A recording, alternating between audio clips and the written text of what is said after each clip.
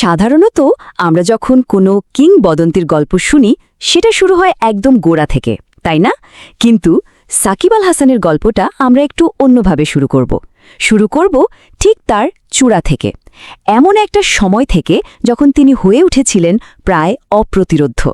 চলুন বিশ্বের অন্যতম সেরা এই অলরাউন্ডারের সেই অবিশ্বাস্য যাত্রার গভীরে ঢুকে পড়ি। স্ক্রিনে একটা সংখ্যা দেখতে পাচ্ছেন, 606। কি মনে হয় এটা?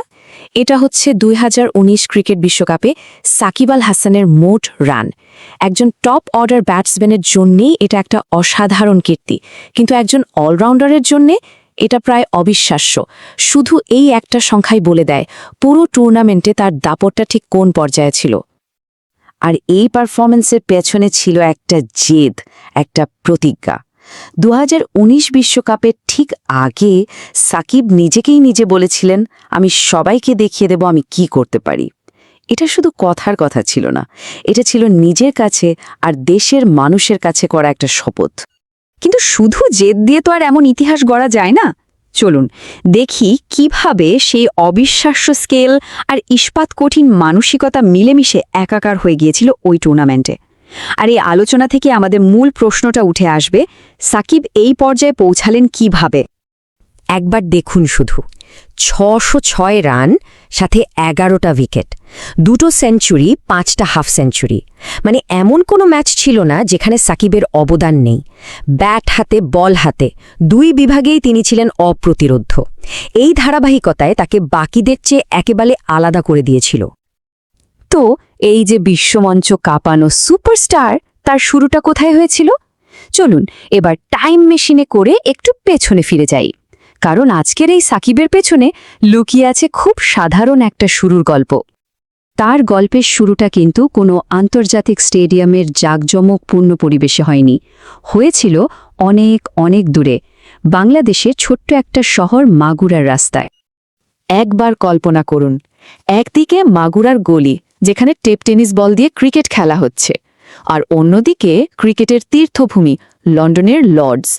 এই যে দূরত্বটা, এটা কিন্তু শুধু মাইলের হিসাব না, এটা একটা স্বপ্নের জার্নি যা পরিশ্রম আর অধ্যবসায় দিয়ে গড়া।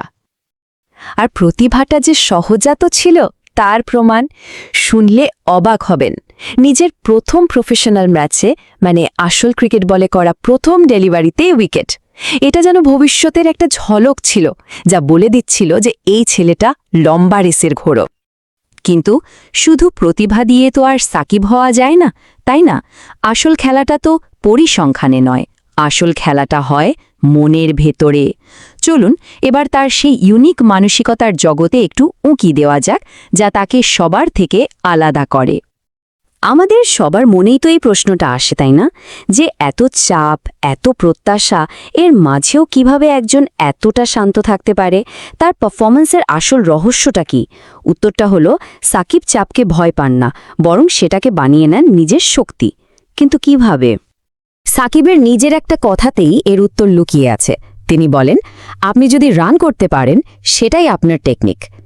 এই একটা লাইনেই তার পুরো ফিলসফিটা পরিষ্কার। মানে কেতাবি ঢঙের চেয়ে ফলাফলটাই তার কাছে আসল, কাজটা হচ্ছে কিনা সেটাই বড় কথা।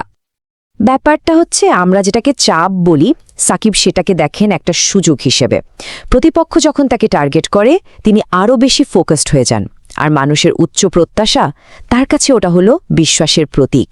এই মানসিকতাই তাকে চ্যাম্পিয়ন বানিয়েছে।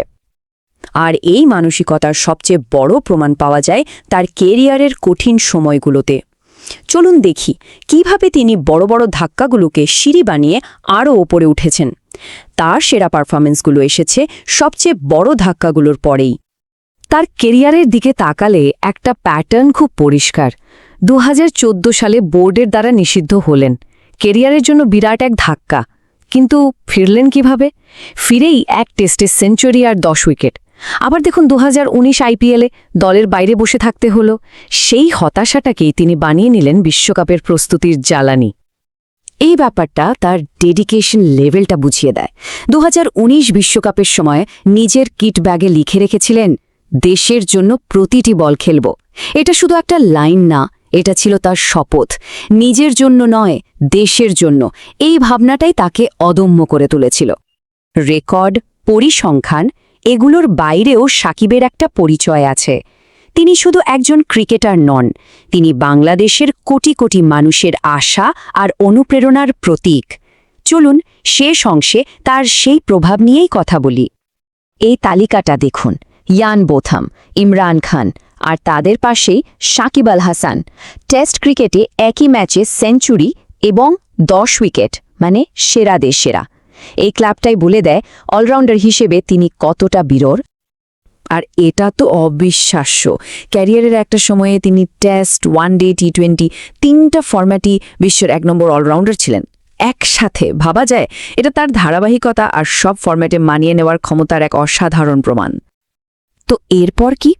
সাকিবের পরিকল্পনাও কিন্তু তার খেলার মতোই একদম পরিষ্কার।